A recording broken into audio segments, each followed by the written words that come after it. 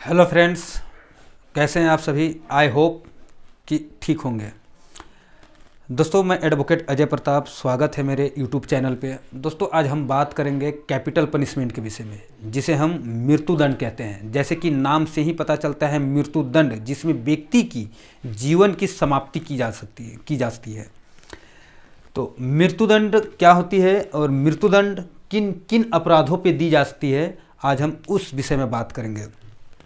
तो हमारे आईपीसी में, इंडियन पेनल कोड, जिसे हम आईपीसी कहते हैं, हिंदी में भारतीय दंड संहिता और उर्दू में ताज़े-राते हिंद कहते हैं। आपने अक्सर पिक्चरों में देखा होगा, कोई जज अगर यदि किसी पर्सन को सज़ा सुना रहे होते हैं तो उसमें ताज़े-राते हिंद जैसे शब्द का उपयोग करते हैं। एग्जाम्पल में कि ताज़े-राते हिंद 302 के तहत आपको हत्या के लिए दंड का दोषी पाया जाता है, जिससे आपको मृत्युदंड की सज़ा दी जाती है। तो सेम है, आईपीसी बोलिए, इंडियन पेनल कोड बोलिए या ताज़े-राते हिंद बोलिए। तो वही आईपीसी में, जो हमारा आईपीसी है 1860 का कानून, इंडियन पेनल कोड, भारतीय दंड संहिता, इस आईपीसी में कितने ऐसे सेक्शन हैं जिसमें मृत्युदंड का प्रावधान किया गया है। आज हम वही मृत्युदंड के विषय में, कैपिटल पनिशमेंट के विषय में बात करेंगे। तो चलिए शुरू करते हैं।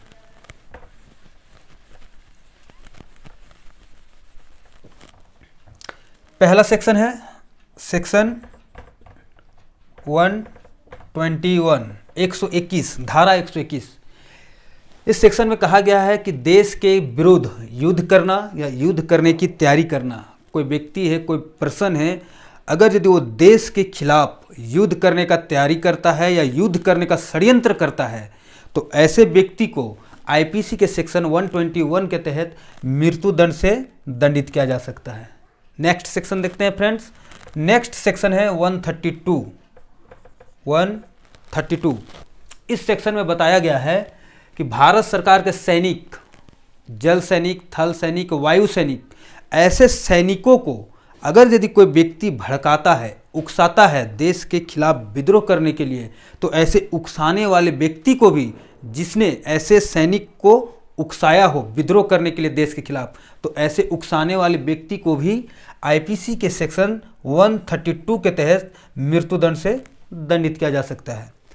ठीक है, नेक्स्ट सेक्शन देखते हैं 194।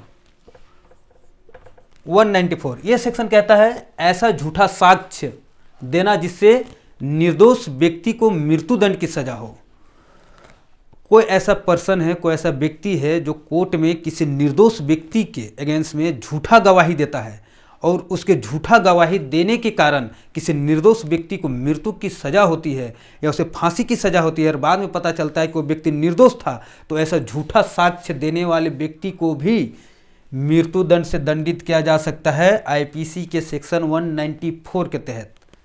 क्लियर है फ्रेंड्स यहाँ तक। नेक्स्ट टॉपिक देखते हैं। सेक्शन है 195A। इस सेक्शन में कहा गया है किसी व्यक्ति को झूठा साक्ष्य देने के लिए धमकाना। कोई व्यक्ति किसी व्यक्ति को धमकाता है कि तुम फलाना के अगेंस्ट में झूठा साक्ष्य दो, और उसका झूठा साक्ष्य देने से अगला का जो निर्दोष व्यक्ति है उसको मृत्यु की सजा होती है, फांसी होती है। तो ऐसे धमकाने वाले व्यक्ति को भी, जिसने किसी को झूठा साक्ष्य देने के लिए धमकाया हो, तो ऐसे धमकाने वाले व्यक्ति को भी मृत्युदंड से दंडित किया जा सकता है आईपीसी के सेक्शन 195A के तहत। ठीक है, अब नेक्स्ट टॉपिक पे चलते हैं। नेक्स्ट सेक्शन है 302। इसमें कहा गया है हत्या के लिए दंड।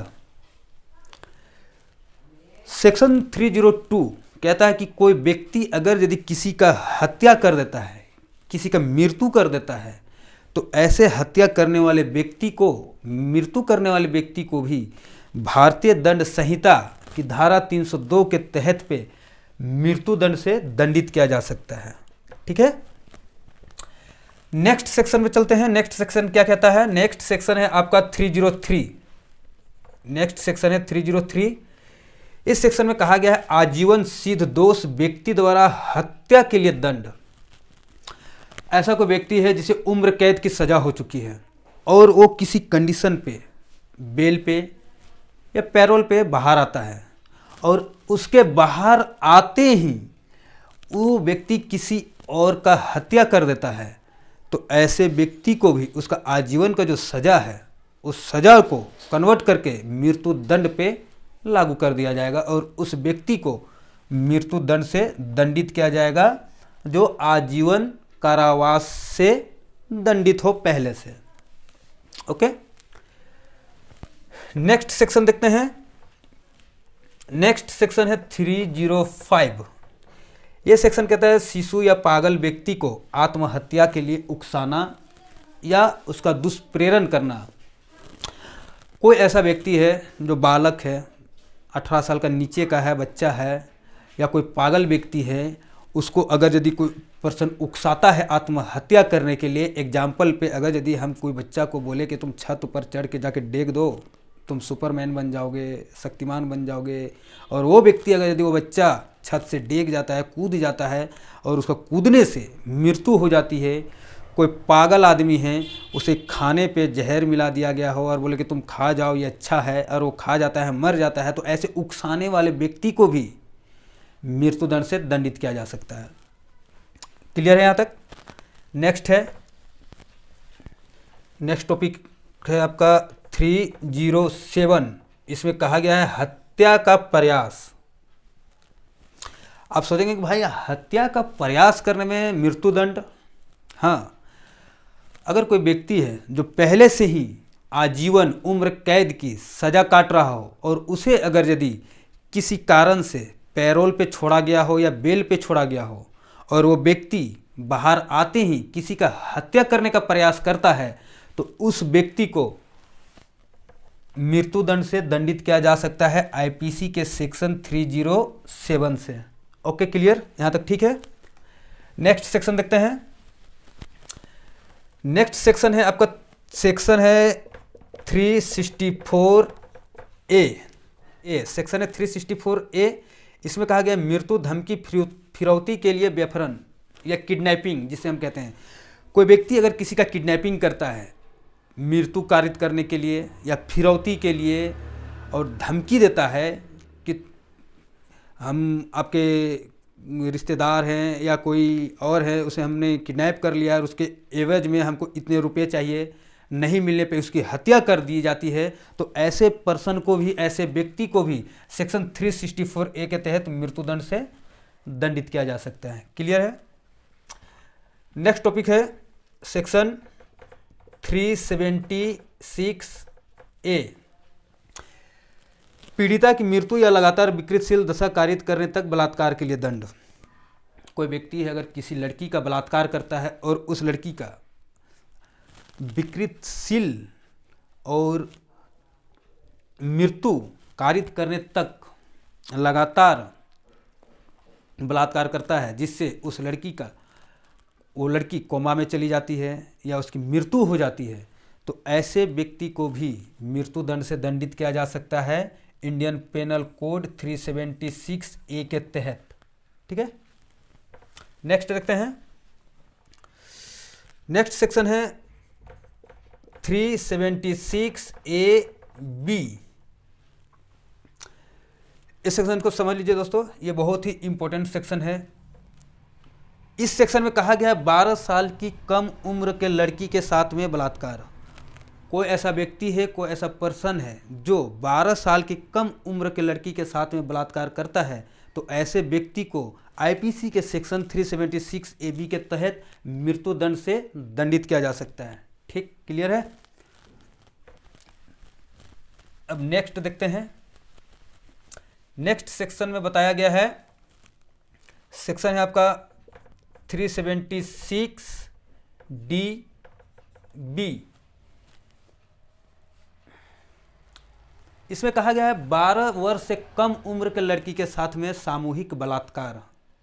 कोई ऐसे ग्रुप्स हैं, कोई ऐसे व्यक्ति है जो 12 साल की कम उम्र की लड़की है और उसके साथ अगर यदि सामूहिक बलात्कार किया जाता है तो उनमें से जितने भी व्यक्ति हैं ग्रुप में से हर एक को मृत्यु दंड से दंडित किया जा सकता है आईपीसी के सेक्शन 376 डीबी के तहत।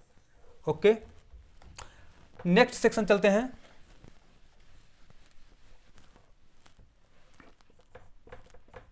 (376E) गैंग रेप, जिसे हम लोग हिंदी में सामूहिक बलात्कार कहते हैं।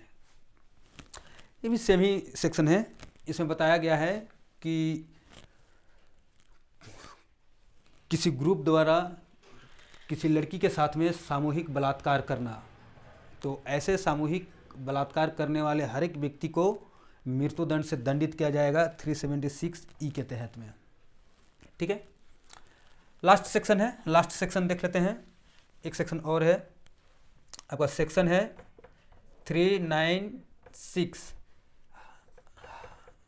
हत्या समेत डकैती।